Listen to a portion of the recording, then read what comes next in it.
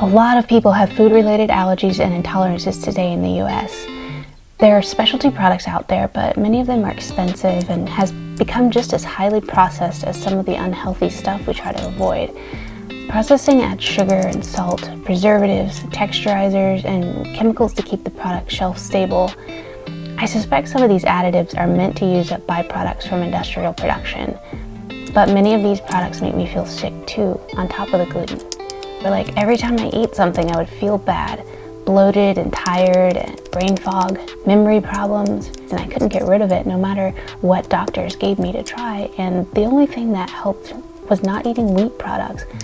All that stuff cleared up within a month or two.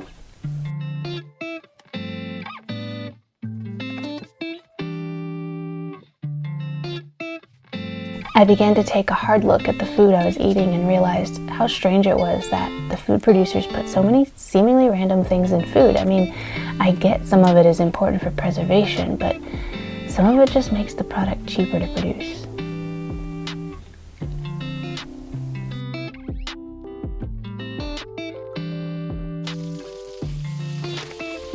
I noticed even some of these gluten-free products have a lot of strange ingredients too, and I've gotten really disillusioned by most alternative food products.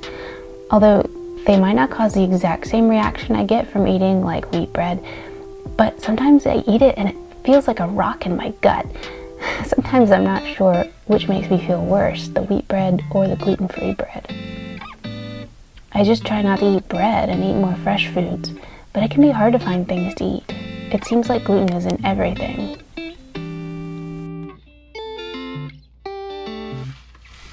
Gluten-free foods are 3 to 4 times the cost of conventional foods.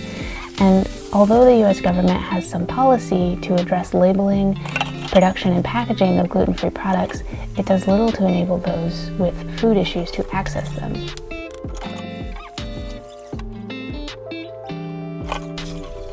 The best solution I have found is to cook for myself. When I make my own food, I can control what goes into it. I don't have to add syrups or gelling agents or preservatives, and I can use the best quality ingredients that I can afford. I can avoid gluten or anything else that causes me problems.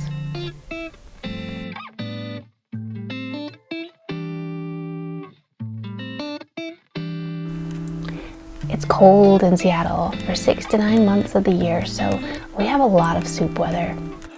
I love soup. Soup is warming, nutritious, inexpensive, and stores really well in the freezer.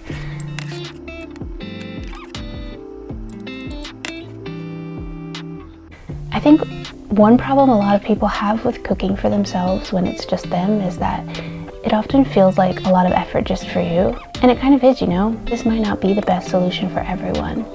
But I like to think that being healthier also makes the world a better place, even if it's just in a little tiny roundabout way. Like when I'm feeling good, when I don't have brain fog or a tummy ache or a migraine, I can contribute better to the world around me. If you think of it that way, it's not just for you.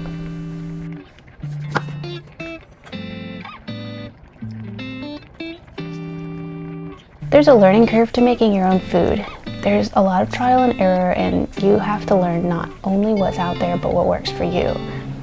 And what you make usually doesn't last as long as the store-bought stuff, but it's so worth it. When you get it down, your homemade food is so much better. I'll take that over feeling sick from eating store-bought stuff any day.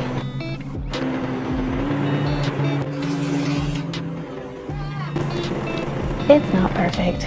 I'm not the best cook in the whole world, and I can't always cook from scratch or eat at home for every meal. Every time I have to buy packaged food or eat out, I do my best to avoid stuff I know will cause a reaction. Sometimes I win and sometimes I lose. I have a lot to say, and there are so many things I want to make better about the world around me. In a weird way, cooking for myself helps me to be able to do that. You know, maybe soup can save the world.